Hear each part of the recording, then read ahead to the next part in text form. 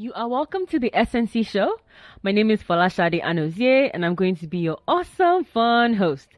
Now, I'm not going to waste any time rambling or share any tales by moonlight stories that I'm all known for, because I know that you're probably thinking out loud, what is the SNC show? The SNC show is your premier weekly podcast that will feature interviews with some of Nigeria's unique, talented, up-and-coming, and established music producers and songwriters. I like to call them the unsung heroes of the Nigerian music industry.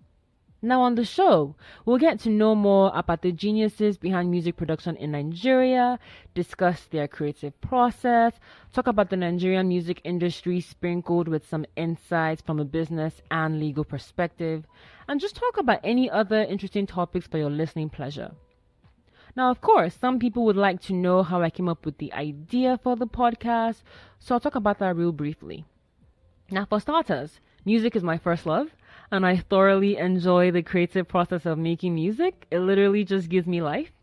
And in terms of using a podcast as my medium of expression, honestly, that was truly inevitable because I have been listening to podcasts for almost about 7 to 8 years now, and I truly love the numerous opportunities that a podcast presents for communicating with a large number of people.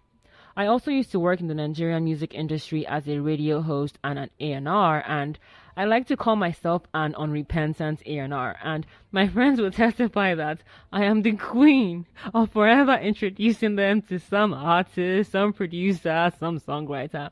And honestly, it gives me so much joy because I truly believe that God has put me on this earth to in some way contribute my quota to the world by sharing, good music with other people. And until God says, Shade, it is time for you to come home, which by the way, Satan, is not anytime soon, because I'm not yet blown and hammered.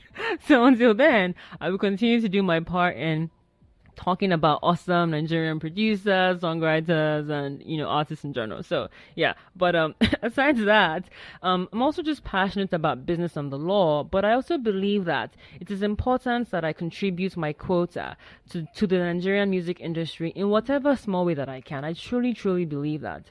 Because my goal with the show is to ensure that with every episode, you get to know more about not only these amazing Nigerian creatives and their thought process, you also learn about the burgeoning Nigerian music industry, including the challenges and the positive strides being made.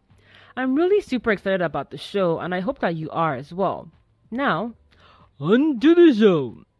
For our very first episode, I have budding Nigerian producer DJ Moe. DJ Moe is not just a producer, he's also a DJ, he's a film score composer, and he's also an actor. And I hope that you enjoy my interview with him. Okay, so welcome to the show, DJ Moe. It has taken us how many months to get you here? Yo, having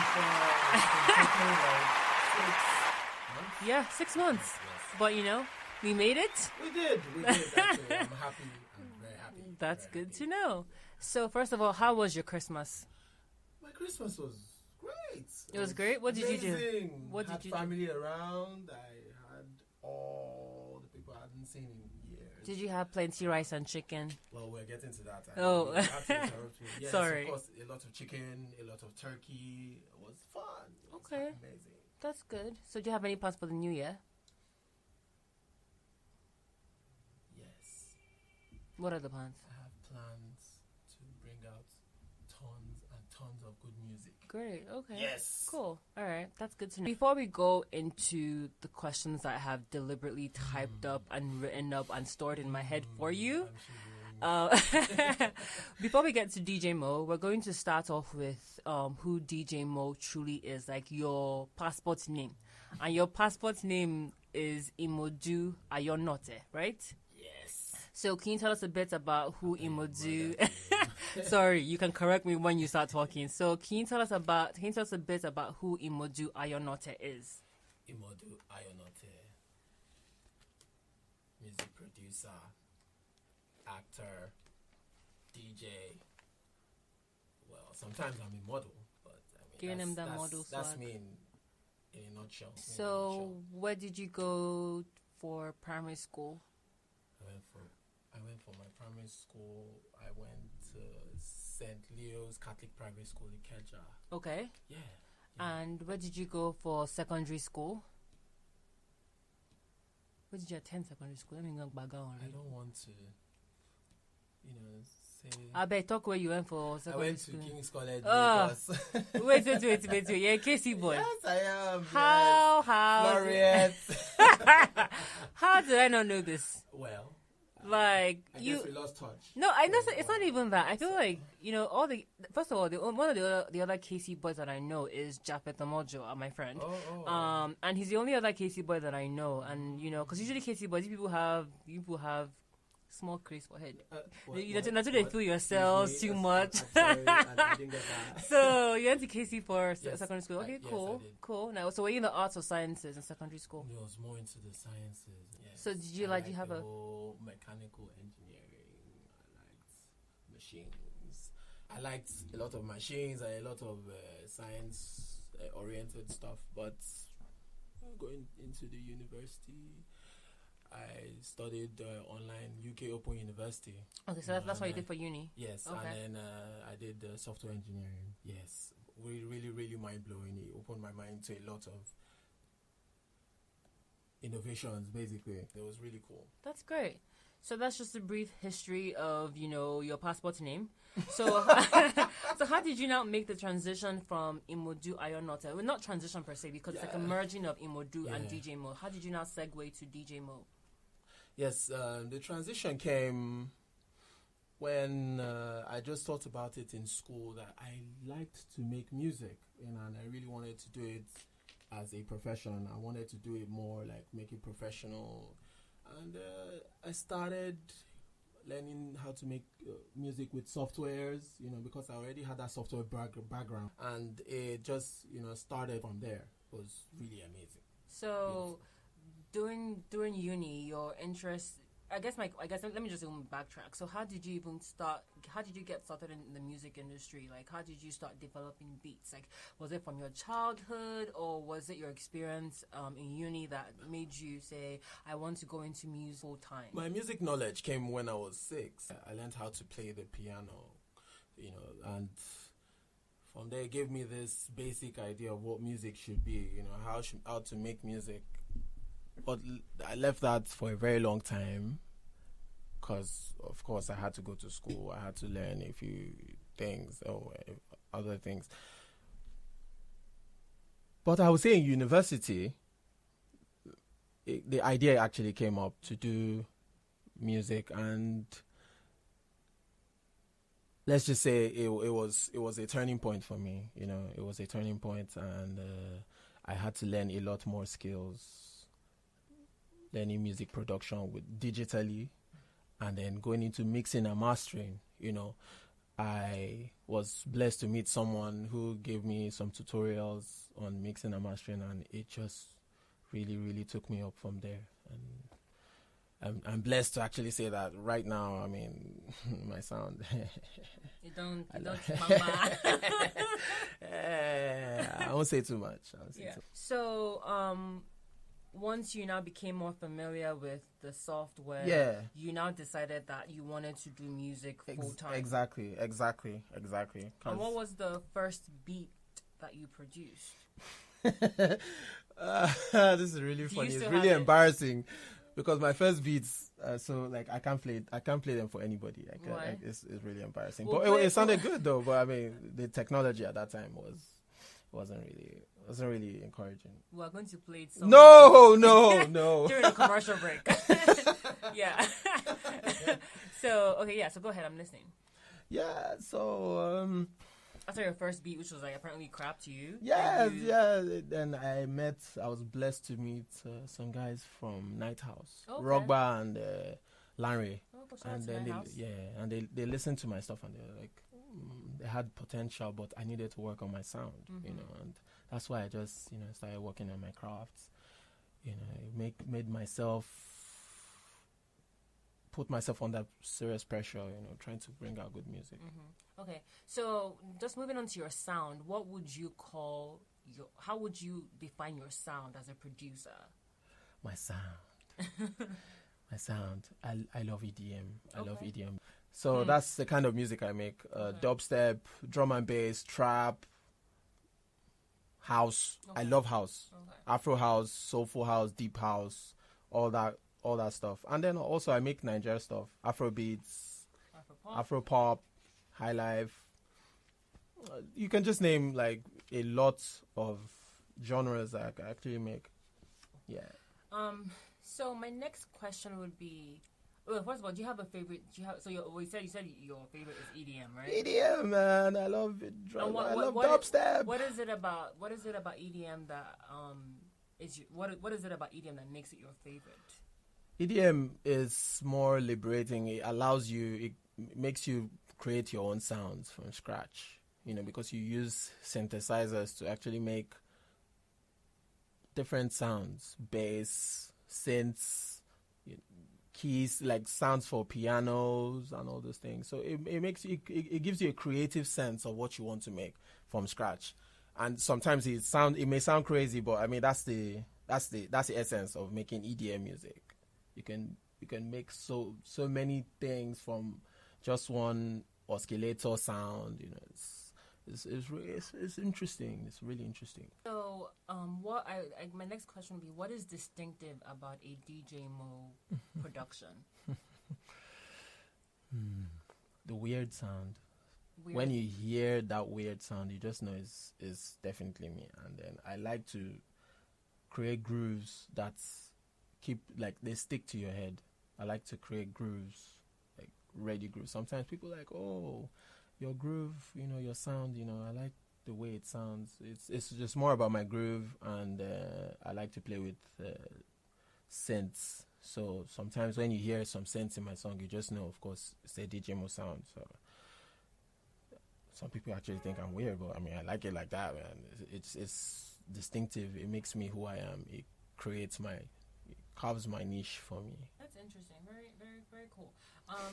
No. I say that because let me give a quick plug and acknowledgement that DJ Moe did produce the theme song for the SNC show. So thank you so much for that. You're welcome. So when you identify the synths, you know that's your production, which is awesome. So the other question would be, in terms of, you said that your sound is, we know a DJ Moe production from the synths. Yes. Can you describe briefly how you work on a musical project? Okay. When I want to start a music project, 100% or 90% of the time, I always would like an artist to come with a written song, because once you have a written song, it makes building the track or building the song an easy process. It's mostly easier that way. That's one way. And then another way is I come up with melodies, build it from scratch to maybe beats, arrange, build a groove, and then from there I have a final masterpiece. Do you find one way easier than the other? I wouldn't say there's one way that's easier than the other. It depends on how you want to work. It depends on the avenue, at which you want to make the music. If you have an artist who has a good sound, yes. If you have a good melody, yes. I mean, any way works. Any way works. So in terms of the music industry, not just in Nigeria, and not just in Nigeria, but also outside the country. Yeah. Who are your biggest musical influences in terms of production? While growing up, but I listened to a lot of Timbaland, Timothy Mosley, such a great producer. I listened to a lot of Dr. Dre. They influenced my sound so much. In what ways? Timbaland has a way of playing with synths. He makes creative sounds. Like, you can never know where he gets those sounds from, and it's really, really, really interesting. Like the way he actually comes up with those sounds. It put me in a mind frame or in a mode to actually come up with my own sound, because when I was growing up, I always was used to the organic sound, the whole violins, the pianos, the guitars. But when I got to know that you could make sounds from synthesizers, oscillators, it put me in a deeper sense. Like I could make more out of this. So he really influenced me with his sound. He's such a great producer. He brought out too many records with diverse sounds. He's my inspiration. He's one of my biggest inspirations. Okay, what about Dr. Dre? What was it about Dr. Dr. Dre has such heavy kicks, heavy kicks, heavy bass. He's the king of sampling, the master sampler.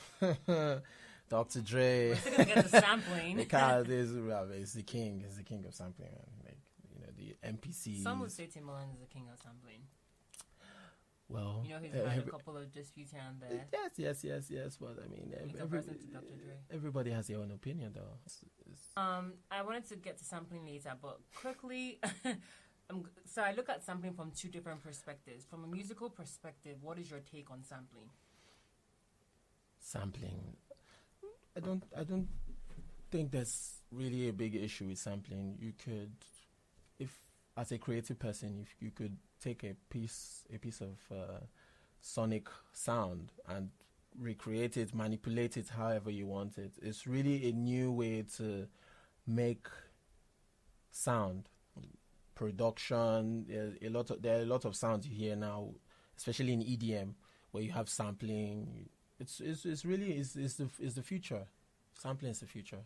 I asked the question on sampling because John Kellogg, who's a very popular entertainment attorney back in the United States, he says that he always tells his artists not to sample, and that's from a legal perspective. But from a creative perspective, some of the criticisms that producers get for sampling is the fact that people say that they're trying to leverage on a sound that has already been created rather than actually creating from scratch. So that's actually smart. That's actually smart.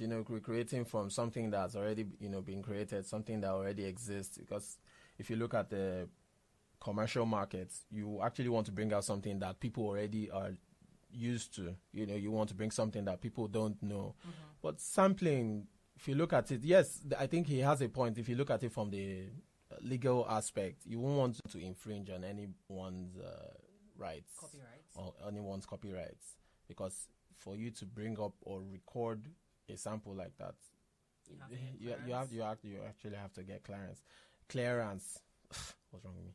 So because people nowadays are more enlightened, they're wiser now. They copyright, publish, a lot of their sounds. So you have to always get clearance to use their sounds. It's not like before where you could just put a sound and just use it and get away with it. Now it's the competition is really hard. It's really hard.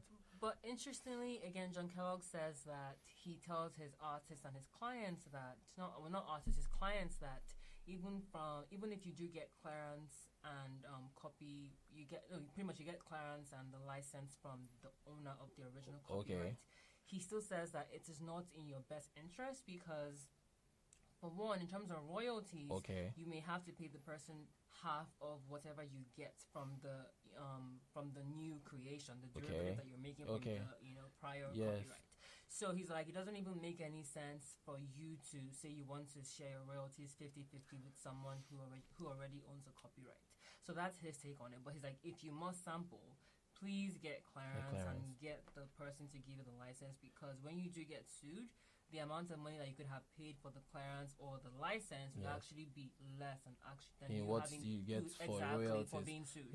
So but you don't agree with that? Well, I do actually agree, because it won't make any sense if you put a lot more into getting a sample and then you have to get less in return, like ROI. It doesn't make any sense. But if you look at it from a creative aspect, it doesn't matter. You could share your royalties with whoever to actually bring out a great record. Who knows, in 5 years you could even make more than what you even put into getting that sample. That's another way of looking at it. Interesting perspective. Now let's just move on to a different part of the interview. I want to ask, when did you begin? Why you like? No, I'm afraid. My question is, when did you begin to get recognition as a music producer? Was it after a particular project or a particular song? When did that start for you? Yes. When did people sign up? When did it was basically after a web series. What was the web series called Indigo? Did you ever see it? I heard about it. Oh my god! For those who don't know, what's Indigo about, real quick? It's a web series about a group of, or a band, like a group of 4 boys who went into a lot of issues between their manager and her boyfriend. So yes, I had to produce and I even acted in it. Oh my god! Are you serious? Yes, I did. Were acting? Yes. I think I remember seeing a clip of that. You were shooting gun or something. Oh no, that was another thing. Man. I mean, we'll get into that, but that's not. Okay, sorry. I didn't see Indigo then, but I heard about Indigo. I mean, but it's okay. Poor you. I still love you. Whatever. So yeah, Indigo. So you had to. That was when you. Yes. So that's when a lot of people started giving me recognition as a producer, because I think they didn't, or I guess they knew the work that went into producing for 13 episodes, and they actually really liked the sounds they had. Okay. So I think that was a really good one. And what kind of sounds did you have to create for Indigo? Okay, it was more urban. It was more hippie. It was like hipster kind of series where you had 4 boys, going through teenage life, and then they had to join a boy band. So I had to make sounds like that, hip hop, a lot of pop. Yuck. What? No, I mean, come on. But I mean, some cheesy kind of sounds, Okay. Love songs and stuff. Oh, so you hate love songs? Oh no, I do actually like love songs. So why you think yuck? It's cheesy, It's a lot of. Love. That is such an oxymoron. No, I mean, as a music producer, you shouldn't really take sides in the kind of sounds you should make. But I mean, you have a preference. Yeah, of course. Okay. Yeah. So, in terms of the sounds that you had to create for Indigo, did you have to watch the web series first, maybe a couple of episodes, or did you just create? Did the producer or director tell you that, okay, DJ Moe, this is what I want. This is the kind of sound I want for the series, or do you get what I'm trying to say? I think it's a combination of both. So you did a combination of both. Both, yes, okay. Because before we even started, he gave me the scripts. Okay. I read the scripts. I understood the characters. I understood the story. Mm-hmm. And then he told me he had already written some songs. The producer was really good producer, really good director. Imo Omoren. Okay. Yeah. Major boy. Cool, bad guy. Cool. So yeah. Cool. So he came up with the lyrics, mm-hmm. and then I had to create the sounds for the different characters. Exactly. Oh, okay. So I had to even bring a friend of mine. Her name is Maka. Shout outs to Maka, man. She's so amazing. Cool. She wrote with the lyrics. She wrote the songs. She came up with the melodies. So I had to come up with the beats, and then we just created world-class music. Nice. That's the way I can put it. So you cut your teeth. You began to cut your teeth on Indigo. Mm-hmm. Then what was the next step for you? Because I know that you had another production. The next step for me was actually because from there I started getting a lot of accolades in the movie industry. Okay. So I started to score for films. Nice. And I've done a few films. What films are those? Have a Nice Day. Okay. On YouTube. It's a drama a TV film, a TV movie, yes. And then I did Theo's Dora, a romantic comedy. Yes, I did that as well. I've done a couple of films as well. It's really, really, really interesting. Nice. It's really, really. But nice. In the process of me researching and asking you all these questions, yes, I stumbled upon the fact that one of your most recent your movie scoring yes. projects. Yes. What was it called again? Wow. The one that won an award. Oh. What was that? Well, I would have liked to take the credit, but no, I didn't score that. Oh, you didn't score that? Oh, no, I didn't. But all you did was acted in it. Yes, I did. I did. Well, I mean, I didn't want to tell you guys that, I was like an actor like that. But yes, she did. She said it. What was the movie? What was that movie? It's called Slow Country, actually. Oh, it's an action film, an action drama. I played the role of an assassin in the movie, shooting guns. Well, clearly, we know what assassins do. And yes, it won an award at the African Film Festival. Yes, it did. Who produced? Who scored that? Who scored that movie? The director actually got someone else to score it. So you dabble in acting and then you model as well. Yeah. Interesting. A man of many talents. If you say so. Thank you. It might have been. So Thank you. Is there going to be a segue from production to strictly acting, or is production your bread? I mean, who knows? I mean, anything can happen. I mean, next year, 2017, we're hoping for the best. 2017, actually. What am I saying? What is 2017? What is that? Wait, hold on. I think that's a Nigerian for now. Right. Oh, you are such a huffy. Anyway, so 2017 looks promising. A lot of opportunities. Yes. Okay. Yes. Very cool. So just to go back to the creative process for you as a producer, one of my questions I've always wanted to ask is there a specific to you, again, this is in your opinion, is there a specific difference between a beat maker and a music producer? And this is interesting. At what point do you think that someone should be labeled a music producer versus a beat maker? The truth is there actually is a difference. That is the funny thing. Because a lot of people just storm into softwares and just feel, oh, they can make beats. Beats seeming they can just make percussion sounds, put them in patterns, just make beats, and they'll be banging and disturbing your speakers. But when it comes to the music side, where they have to put melodies together, because you have to understand music, you have to know your scales, you have to know your scales, you have to know your music theory for you to know how to make tunes. You understand? To your beats. So I can actually say, yes, there's a difference between a beat maker and a music maker. So a beat maker is someone who just makes beats. Just makes beats, just samples and lays down beats together to make good rhythm. Okay, and then... But a music producer sums the rhythm up with good melody, syncopation, all that music term. I don't want to bore you out. Please no. Remember that this is the... Do you get... the purpose of the podcast, you just go into like a trance, So that's music production. It's a compilation of so many things put together, Interesting. So that's really interesting. So a couple of people that the people that should not be called music producers, that's what you're saying, versus beat makers. So they should just... Well, you said it, but I get what you're saying. Yes. No, I'm just saying that. Yes. There are some people they shouldn't be called music producers. They should be called beat makers. They should just have a bucket with a stick and just make sounds. That's all. You are throwing shade. Oh no, I'm not. No, not me, DJ Moe. No, right. I'm sorry.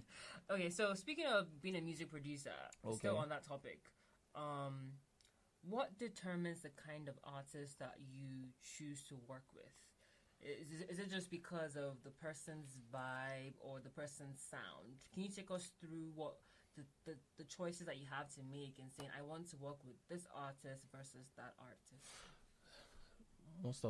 Most of the people I've worked with on my sound, that's my own sound, my production, EDM. is the EDM.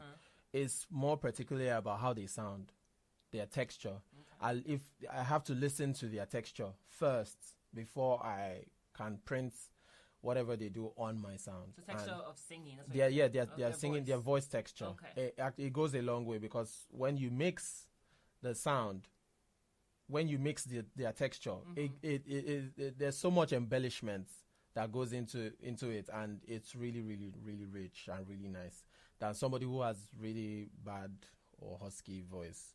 These people have different voice textures, so sometimes your voice may not work with a particular exactly sound. So I always have to listen. Like, I give them sounds and I always have to listen to them sing for me to know if I'll be able to work with the person or not.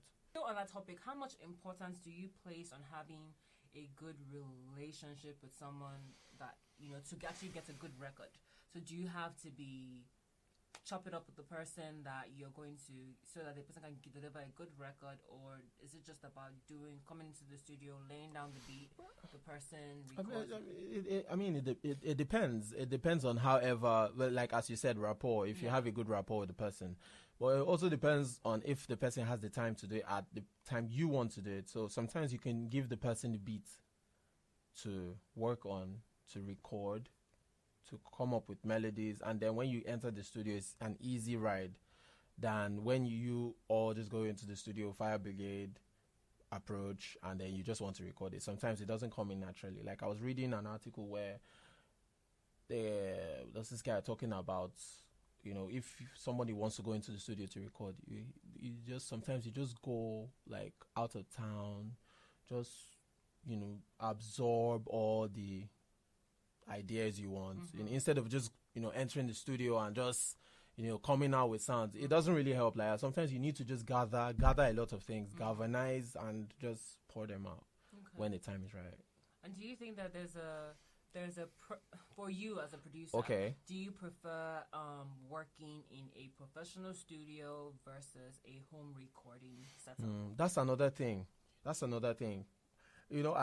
I would say, it depends on how to reach the person. If it's very possible for you to use like a home studio now, if it's possible, you can, do whatever you want to do. But it will always be best to do everything, especially your final mix and master in a studio. Why? Because, first of all, the acoustics. You need good acoustics. You need good sound. You need good paddings. You need good speakers. And then you want your equipment to always give you like distortion. Not even distortion. Like for it to drag. Because sometimes when your system starts giving you issues, it's really frustrating, and it can also hinder your creative process. So you want something seamless. And most of the studios, professional studios, always have really good systems to work with. And they have good speakers. They have good padded audio. I mean, everything is endless, man. Oh my God. So you're a team professional studio versus over team home setup. Clearly, it's okay. There's nothing, Although even though I have like the home studio, I have a home studio. I mean, come on, Okay. I mean, I shout out to all the people who have home studios. I mean, your hustle is real. Yes. I mean, you guys can still do amazing stuff, but it's always good to go into a proper recording studio. It helps most times. You were talking about. You feel Space. that a professional studio is better than a home studio. A home studio in terms of mixing and mastering. Yes. Now, just to go on to mixing and mastering, for those who do not know what the difference between mixing and mastering, can you tell us what that involves? Mixing a song. When you have all your instruments, it will be best to balance your instruments as one. Making the bass, the kicks, the trumpets, the horns, making all the hi-hats, everything all sound as one. Making, balancing them. If you have to bring down the faders, you bring them down subtle, easy. You don't have to. It may even take a lot more, maybe like using equalizers, compressors, but it's just basically balancing them so that they don't distort. Now, once you have a good mix, then you can now take it into mastering. Mastering is where you now have to balance, like put a bit of polishing in the sound, making sure that this frequency and this frequency, everything is all, and they are all in, sync. They are not out of, they're not like out of sound. If you get what I mean, I don't want to say too many things, too many technical things, but it's just basically polishing the sound, and then most importantly making it louder. But a lot of people don't really buy the whole loudness thing. I was about to say that. Yes, but sometimes if you look at it, if you want to make a pop record, you may have to apply the whole loudness whole thing, because most of the things you hear on the radios and media, mostly loud songs, it really catches the consumers. But you don't really have to do it if you look at it from another perspective. So the pop record, in your experience, loudness goes with the pop record. Yeah. Now, for an EDM record, what kind of loud? Loud, yes, because if most of the EDM songs we have now are actually like popular pop songs, so you may still need to apply loudness into it. Like you have to boost the peaks all the way high, and it would really disturb you. Sonically. What about an R&B song? Well, the thing about an R&B song is more about, the elements of the song, like the bass, the drums, the guitars, So there's some elements you have to look into before you just boost a track up. You have to think about all those elements. I was telling somebody about, different mixing for different genres, and the person was looking at me like, what's he saying? But the thing is, different genres have different musical elements. Like if you're classical, of course, that you have more of the strings, the concertos, the cellos, all those things must, make some certain level of presence, than other genres. They must be felt. Exactly. Okay. They must be felt. Yes. Interesting. So there are some elements you have to focus on while mixing, so that you don't just make everything sound, like it's odd. You have to really, really look into all those things. Yeah. All those different like details. Yeah. So some sounds have to come out more than others. Yes. Some sounds in some genres, yes. like EDM, now you have heavy kicks, heavy snares, synths, risers, effects, all those things come out. Like you have to mix all those things together. Cool. So, well, I'm going to move now to yes. wait now, because I know we haven't talked about Afrobeat, and I want to ask a question. Okay. Do you think that Nigerian music has a particular or peculiar sound? Yes, it does. Oh, it does. That can be identified anywhere. Thanks to Fela Anikulapo Kuti, he actually, defined and brought out the Afrobeat sound, and Nigerians as well have actually taken the Afrobeat sound into another level, because we've defined our sound. Let's look at it. We've defined our sound. Like anywhere in the world now, you have Afrobeats playing. You have different sounds from Nigeria playing. Heavy kicks, heavy snares, guitars, congas, percussions. Like it's in your face. You always have all these things there. So I really give props to Nigerian music, because it's really taking the world by storm right now. Cool. I'm still gonna go back to that. What I wanted to ask, is, do you think, because that there's been this debate that people have online, different articles, that we shouldn't call Afrobeat is Afrobeat. Afrobeat is not popular music in Nigeria. So do you think that Afrobeat is its own distinct genre, and then we have to now find a different name for the kind of songs that are coming out of Nigeria at this particular point in time? Like we've heard of Afro pop, we've heard of pop, Yeah. So do you think that we shouldn't call the songs coming out of Nigeria, or the sounds coming out of Nigeria now, as Afrobeat? The sound, funny enough, there's actually even a slight difference. The sounds actually coming out of Afrobeat, I'm sorry. It's okay. The sounds coming out of Nigeria now called Afrobeats. There's an S to it. Oh, what is the difference between Afrobeat and Afrobeat? It's the new sound. It's the new sound. I've not really gone into the research, but that's the new sound. Like when you go online and you read forums and you read blogs, a lot of people talking about Afrobeats. That's the new sound Nigerians are creating, and it's really, really, really taking the world. But it's different from Afrobeat, which we know how the Afrobeat sound is. The whole Fela thing, with the trumpets and the chords. So the different Afrobeats and Afrobeats are two different they're things. two different What things. about Afropop? Afropop, of course, yes. Popular African, like Nigerian sounds. Okay. That's Afropop. And you have Afro House, you have Afro Soul. But I think the Afro element is more about the drums, the percussion. Once you have that, steady rhythm with percussion sound, it gives you that Afro feel. And then you can now fuse it, because if you look at music, the kind of music now made is more about fusion. There's a lot of fusion in music these days, so anything can come together. It's pretty cool. Well, thank you for that, history. For those who are listening who do not know, Afrobeat and Afrobeat. It's not the same thing.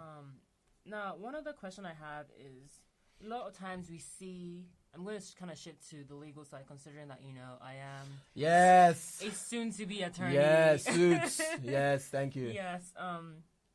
First of all, one of the questions I have is the transition between being a producer to being an artist doesn't necessarily always turn out great. Okay. Like you talked about your influence, Timbaland. Like you see that sometimes he does delve into being an artist as well. But we are seeing a lot of Nigerian producers are now trying to move towards being not just producers, they also want to be artists Artists, as well. yes. Why do you think that is the case, and do you think that it is necessary for the Nigerian producers to make that shift to being artists as well? Well, I think somebody asked me this question before. It's really, it's a funny topic to talk about. Why because so? if you look at it, it depends on what perspective you're coming from. If you're coming from a creative side, the producer can decide, he wants to create, he wants to bring out, he wants to sound, he wants to sing, because some of them actually are really good singers, and he wants to actually just do it. Or she, sorry, really. So she or he wants to do it because they feel they have a lot more than just production that they want to bring out. But if you look at it from a business side, it may not play out right, because as a producer, you should be thinking about good beats to make, good productions, and then you have to now juxtapose and juggle that with trying to write music and bring out. I mean, there's no offense if you can actually do that. It's no offense, but sometimes it's really hard for you to actually juggle between both. And it's really a struggle. So sometimes you may actually be stronger in your production skills, and you may be weaker in your writing skills, and it may not really play out well for you. But do you think that a lot of Nigerian producers have had to make that shift or transition or merge being an artist because, first of all, the infrastructure in Nigeria is extremely shoddy and limited. In terms of publishing, we don't have publishing for Nigerian producers. I don't know how many Nigerian producers know about copyright as well. Oh my God. So do you think that Nigerian producers making that shift or making that transition to being artists is because to a certain level, Nigerian artists have avenues for making money. They have shows that they can get, compared to a Nigerian producer who gets a one-off production deal with an artist, right? Exactly. So, what is your take on that? Yes, true. You've even said a lot, about the problems, because in Nigeria the infrastructure is really, really slim. So most of the artists try as much to do it for themselves. I mean, publishing, really, there's really not a lot of publishing. Yeah, but we have Greenlight Publishing that started, and then we also have is it 5 Music Group? But you see, that's the thing. It's not as effective. I mean, it's not like they're not there, but it's not like as effective. So most of the producers still, go with their one-off deals, producing in the studio, getting, their records, sold, or maybe they can just be artists and they just go and perform and get, whatever revenue they can from performing at the show. It goes anyway. I mean, it's really competitive. It's really a struggle. So you may not. It's really a light. It's not something you. I don't know how to. Well, I feel like a lot of I read a lot online and people say, oh, this producer is trying to become an artist and like blah blah blah, and I'm like, well, first of all, we don't have proper channels for producers to make money beyond making one song for an artist. Like I said, we don't have publishing in Nigeria as much. The funny thing is, most of them don't even know about royalties. They don't even know about all these things. Copyright. They don't know about all these things. So I think it's more about they need they need orientation. Basically, they need orientation to know these things, because if they knew about these things, most of them won't really need to transition into being artists. They can just be producers and get their money from, say, selling records or being publishing their music and getting royalties.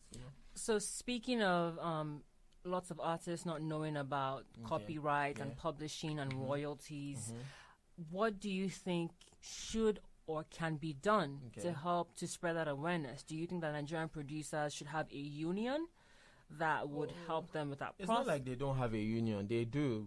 First of all, the union is not, nobody really knows the union. What is the union called? I don't even know. Oh. Exactly. You producer, you don't even know. It's that bad. Like, no, I've talked with some engineers and some producers, and they've actually talked to me about, producers and engineers actually having a union. It's just like, it's not really... It's not like in your face, like not too many people know about it. So how can we get the word out for Nigerian producers to know? I think the first step is for them to promote it, through the media, of course, because the media will be the ones who let the world know, or Nigeria know about a producer's, how should I say it, a producer's a group, or what do they call them? What, association? Like an association, like the DJs. You have the DJ Association of Nigeria. Yeah, so maybe the producers will have like their own association, and they could talk about it. Okay. This is really a sensitive issue. Like it's really deep. Yes, because like I said, because for me, being an A&R and someone who loves music and loves the music making process, I always just find it a challenge when I hear about producers relying on either an artist to help them blow. You don't have copyright, like you don't have contracts you're signing, before you say you're going to produce a record. So for me, I'm not a producer, but I'm very passionate about ensuring that Nigerian producers have access to lawyers. First of all, speaking of lawyers, do you even work with lawyers when you say you want to work on a project? Because you obviously have to sign a contract. Oh no. Well, before I hadn't been working with lawyers, but recently I just started working with lawyers because it's really important to get your legal side, on check. As a producer, it'll be best to get a legal team, so that you don't always have to be relying on the business side. You can just put your mind to that creative session, make those good songs, and then get your creative side. Yes. So obviously you understand the importance of having a lawyer. Very important. If you're thinking about making business out of your music, then you of course need a lawyer. You need a team. You need a lawyer. You need a manager. Even as much as you need an accountant as well. You don't always have to be thinking about every department of your business or your music. You understand? It's really, really important. You shouldn't always be doing everything like, I'm the lawyer, I'm the businessman, I'm the accountant, I'm the video director. No, Nigerians should stop that stuff. Like it's really irritating. It's irritating. And it's even like very painful when you see people sign contracts that if they had their lawyers read through, they would have caught, different traps. Like you people should read contracts. Wait, hold on. You say you people? Aren't you part of the people? Yes, we all should read this contract. Like it's really, I get contracts too, and I read them. Sometimes I even go as far as annoying the business people because I tell them I have to really read it and send it to my legal team. Even though I didn't have a legal team, I had to read through thoroughly for people. For me to understand what the hell they were saying. Some will even go as far as telling you to do maybe a job for a particular tenure of maybe 2 years at a very, very, very paltry. Exactly. It's that's slavery, man. Modern day slavery, and it's terrible. You shouldn't really do that. Read. If you can't read, give it to a lawyer who can read. It's as simple as that. Cool. That is really great to know. I'm glad that, we have producers becoming, hopefully not just DJ Moe. Obviously, I know that, there are people in the industry who know the importance of having a lawyer, having a manager who would also handle the business side, and having an accountant, because I guess my next question would be like, because you obviously want to make the transition from being a one-man show to having a music production company sometime in the future, right? Exactly, yes. Sometimes you can, some people actually do it and it works for them. But I'm saying as a business, because don't you want to make money as a music producer? Of course, yes, you want to. So it's always best, and the best thing is to actually allow other people to handle your business. Handle your business. Is there?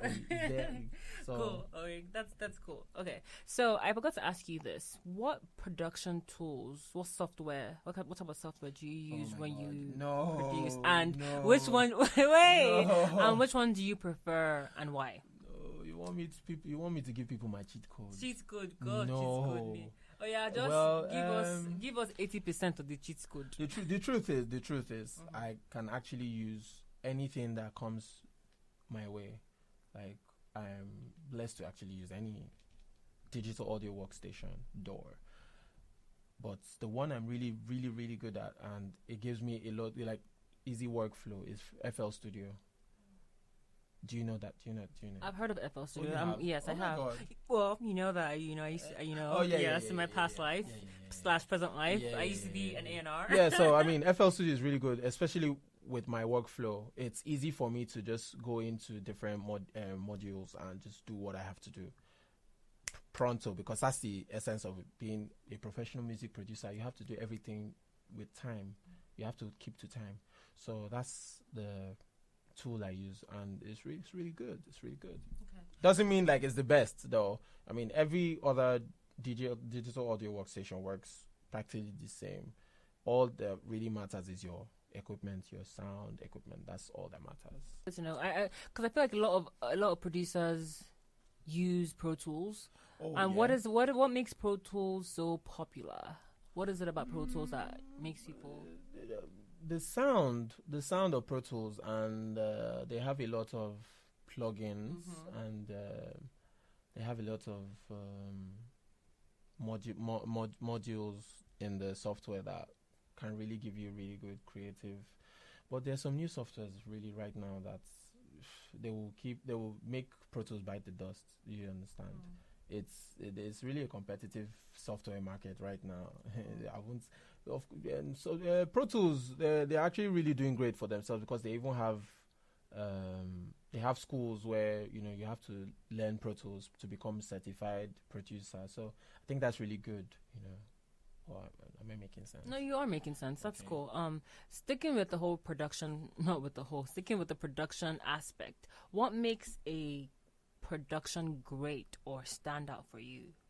For me, first of all, I would like to listen to the genre. I'd like to know the genre, because I'm not so biased, in the sense I would like to know your idea of creation, what you wanted to bring out, and then from your genre I already know the elements that will stand out for me. And then once those things are really, really good, and then of course a good voice with good texture and a good mix, all those things are really, really important, because if you have all those things on check, then with a good melody, then you have a good song.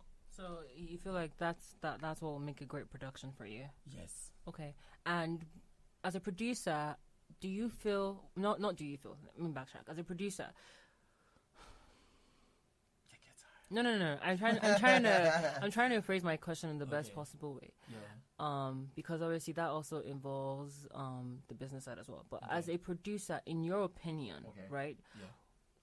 Do people underestimate the importance of a great record taking an artist's career to a different level? Do people underestimate the importance of having a great record versus just having song 1, song 2, song? You know what I'm trying to say? They do. It's so unfortunate. The artists we have in Nigeria, they just bring out songs like every 2 weeks, and they just feel that's the way it should be. It's all about quantity, but really it's about the quality of. You can have a great sound and it can last you for years, and that sound can actually take an artist from point A to point B. Like, it could even win you a Grammy. You understand? But that sound must really come out great. Because if it doesn't come out great, then it's just going to be a song, a track. But if it's really done properly and with the right promotion and all that, you have a really, really good career. Yeah. Than just bringing out 10 tracks in 3 months. It doesn't really cut it. Because I think that people really always underestimate the importance of having not just a great record, but also a great album. Yes. But again, for me, because we're in the world now whereby the album is slowly but surely diminishing, and it's more but it's true. But it's more of a digital world. Yeah, it's more of a. You have digital. Everything is all digitalized now. Yeah, so it's more of a singles market. You understand, So, but now you even have EPs. You don't even have to bring out like 17 or 18 tracks. Now you can just do like 6 tracks. Yeah. Everything is a bit easier now because of technology. So, and then you have avenues where people can be heard. You have SoundCloud, you have Mixcloud, you have so many like platforms where you can put your stuff on, and you can just record stuff. But notwithstanding, even though you have those platforms easily and people come to and you have a good following and all that, you still need to have a good sound. You should take each sound as a potential project, make all of them sound outstanding, so that, I mean, you don't know where it could take you tomorrow. Somebody may just listen to you and they just, they want to sign you, or they want to use your music or something. So don't give up. Bring out good sound. It helps. It really helps. Great. So I have a couple more minutes with DJ Moe in the studio. I want to just ask you a few more questions before I go on to... I'm having fun here. Well, that is good to know. Very good. What keeps you motivated as a producer, or just as DJ Moe? Yikes. Motivated. What keeps me motivated is working on my craft, working on my sound. The sound I make today is not the sound I want to make in 3 months. So I always work on my craft. I always make my sound outstanding, work basically on how my process of making music is and what my output is. So I think that's what keeps me motivated, because especially when I have like a new tool or a new software, that's like a really good rush of motivation. It makes me want to bring out something great with that tool. I think I don't know, is there something wrong with me? No. Exactly. Like once I just have this new software, like, oh man, this new software, I want to make something good. And then, I just get into this process of just creating, like I could just make like 10 beats or 10 songs. And it's a good motivation, something fresh. I always like being fresh ideas, fresh, thoughts and stuff. I was gonna crack a joke that I hope the recession is also motivating you. Right? Nah, the recession is not. I mean, if the recession is motivating you as a producer, then I'm sorry for you. I mean, then what now happens when there's no recession? You understand? You should have that passion of making music. It shouldn't be because you have to pay rent or you have to pay NEPA bill. So because of that, you make a commercial sound, which is what it will result to eventually. You now have to make something that everybody likes or everybody's buying or selling. Come on, that's not a producer, man. Yes.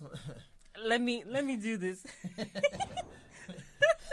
No, but it's true now. Come on. Okay. All right. How many of the artists that you've worked with have been able, like, let's say someone reaches out to you, like DJ Moe, I want you to produce this track, and you heard their song. How many of the artists you've worked with have been able to reproduce that sound in the studio? Does that make any sense? They reproduce what sound? Like what you heard them on a record. Like, okay, so you hear me, Sade, I'm like, I released a song. Okay. And you hear it on the radio. Okay. And then I call you, I'm like, DJ Moe, I want you to produce another record for me. Yeah. And then we get into the studio, and maybe I don't sound as good as I do on the radio. So I guess my question is, how many of the artists that you have worked with have been able to reproduce the same thing they did like on the record live? Their voice, how it's a big struggle. Not so many. The reason why is because I always pick the artists I work with. So I always make sure that whatever they do or whatever they've done, they can actually do in the studio. Do you get what I'm saying? And then it's also very good for them that whatever they can do in the studio, they can do live, because it's really a big challenge when you actually listen to a great record and then you go to the person's concert and the person is sounding like shit. It's not really pleasing. So I always make it important that the person sounds really great. As much as the record sounds. Okay. Cool. A couple of more questions on just the music, legal, and business side. Okay. This is a question that I struggled with. Okay. But the question is, what is the singular threat to the effective monetization of music production in the Nigerian music industry? Singular threat. I think this question, I don't know. It's really dodgy. Singular threats. Before you even have a singular threat, you should even have a structure. Do you understand? I think we talked about a structure. Yeah. Nigeria being a structureless, almost exactly. So it's until there's a structure that you even have a threat. Do you get what I'm saying? I totally get that. Exactly. So, and I think I was saying it before, that some producers don't even know that you can even monetize, your beats. They just think it's, I have a beat, one-off payment. Yeah. That's mostly what they think.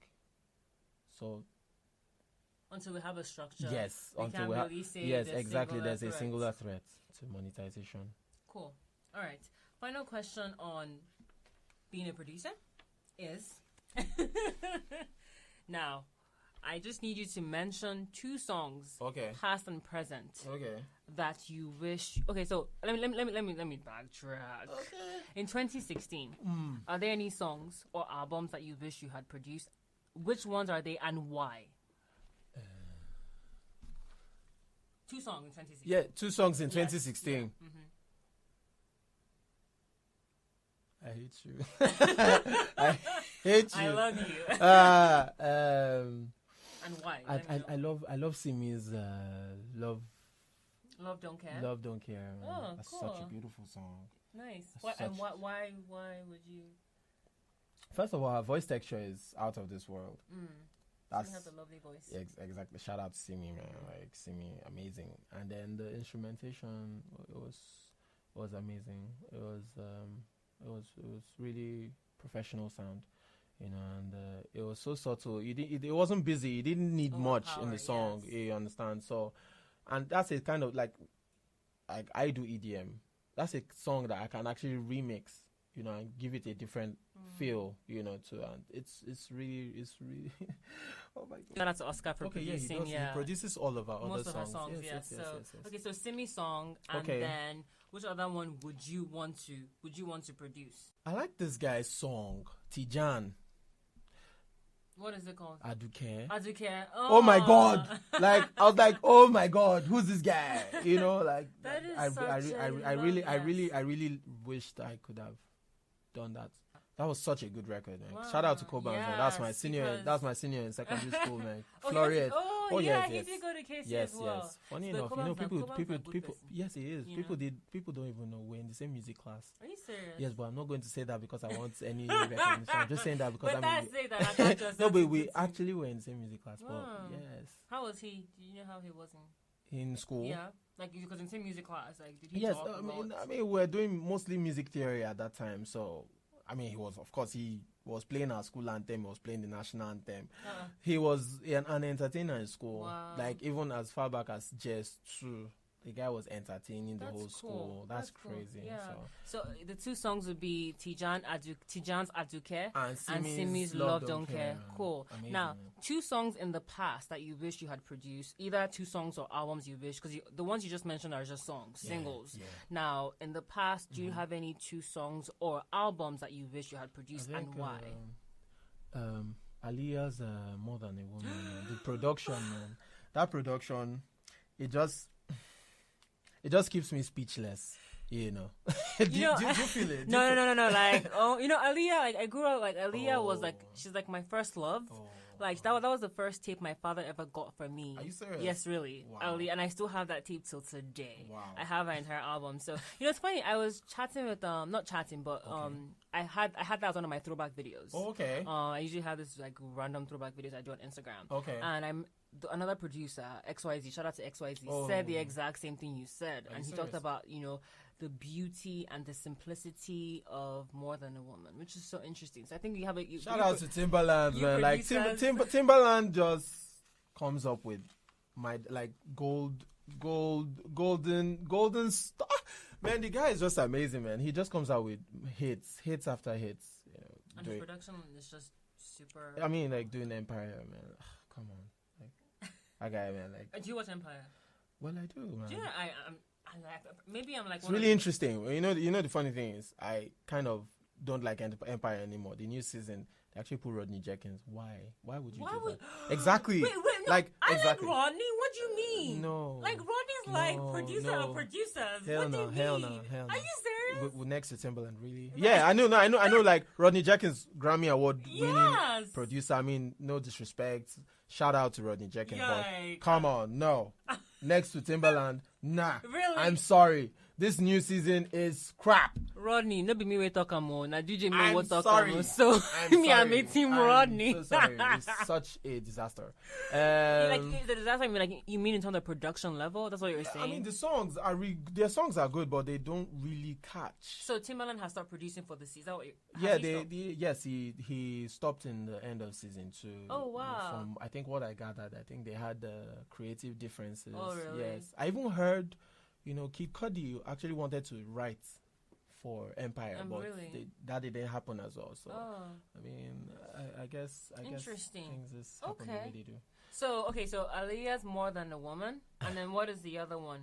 Can we just pick an album this time? Because album. Yes, all you picked are singles.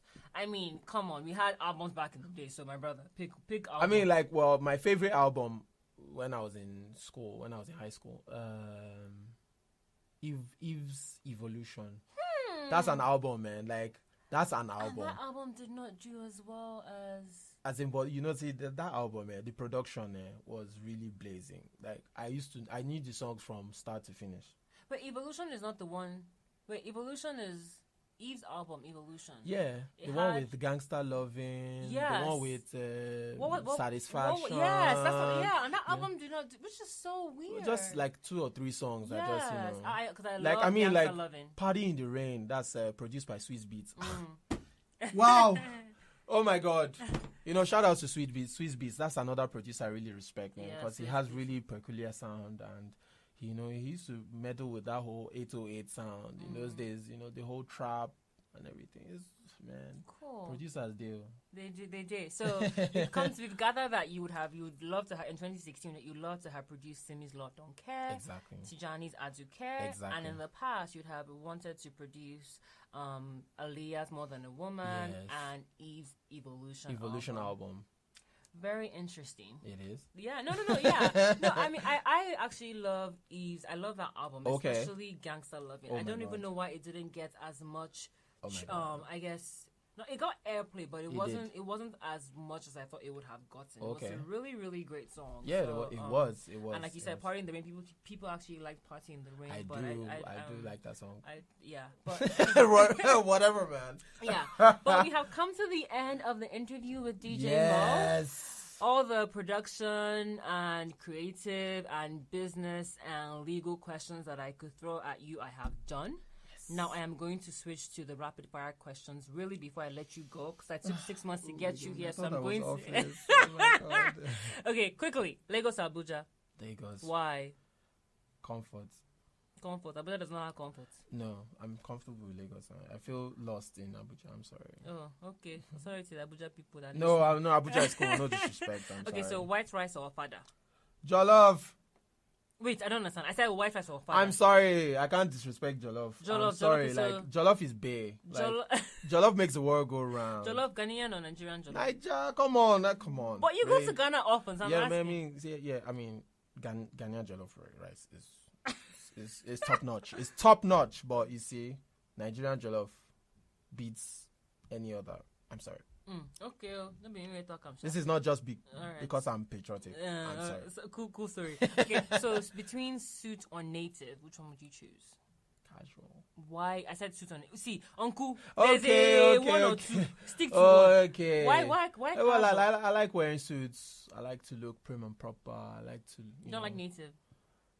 I mean, native. I mean, yeah, I do, but I mean, I prefer suits. But I mean, there's a way you can just wear your native suit, that will fit you, and everything will just fall in place. Because I'm telling you, there's some Yoruba demons you see in that you'll be reconsidering your life. Are you one of the ladies that Are you one of those ladies that wear agbada, actually, I really want to try that. Serious? I think that's cool. I think that's really new. It's really, I like it. Really cool. Especially for me, I'm such a tomboy. So you are? Mm-hmm. You are really? No, really? I didn't really know. You look like a lady. That was my moonlight. All right, favorite food. Dodo. Yes. Dodo, yes. Plantain, man, all the way. That's his life. I agree. That is actually big, for real. I'm sorry. Yeah, I agree. No disrespect. Have you ever I feel like sometimes it's so mental. I see rice and chicken, and I'm like, something is missing. Exactly. What is going on? The missing here? rib. Come on. And even when I try to eat it, it's what's that dodo, man? No. You can't do this. And even when I try to eat it, it just tastes funny. I'm like, something is missing. So yeah, we agree, dodo for the win. Exactly. Most embarrassing moment? I've never really thought about any embarrassing moments. You don't have any? I don't think I have. You're too cool like that? Well, I mean, even if I had, I wouldn't even want to talk about it. Oh, sorry. Okay, moving on. Define 2016 in one word for you. Just one word. Progression. Nice. Cool. Yeah. Okay. Now, what's your 2017 outlook creatively and business-wise? 2017, I hope we'll have more opportunities, and we'll be a new frontier to a lot of things that will come.